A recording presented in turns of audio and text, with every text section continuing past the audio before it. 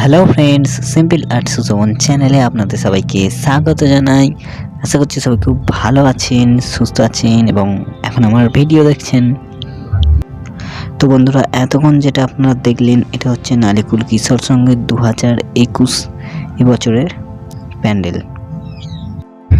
তো বন্ধুরা, যারা আমার চ্যানেলের পুরনো সাবস্ক্রাইবার তারা নিশ্চয়ই জানেন যে প্রতি বছর যখন প্যান্ডেল হয়, আগের বছরও আমি আমাদের ক্লাবে প্যান্ডেল হয় কিভাবে করেছিলাম সেটা দেখিয়েছিলাম।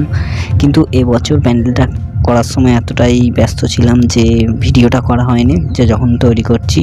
বাট তৈরি করার পর, কমপ্লিট হওয়ার পর আমি আপনাদের প্যান্ডেলটা দেখাচ্ছি।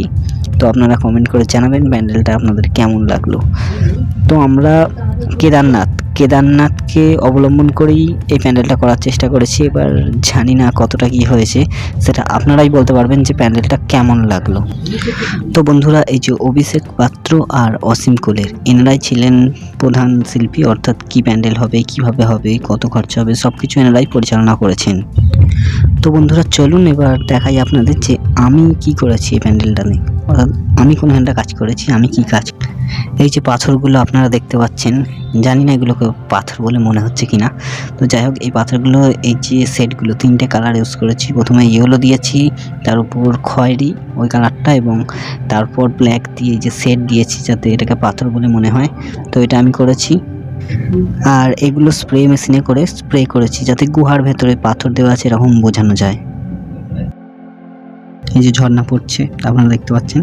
তো ঝর্ণার ধারে পাথর যাতে এগুলোকে মনে হয়, তো সেই একইভাবে আমি সেট দিয়ে এগুলোকে পাথরের রূপ দিতে চেয়েছি।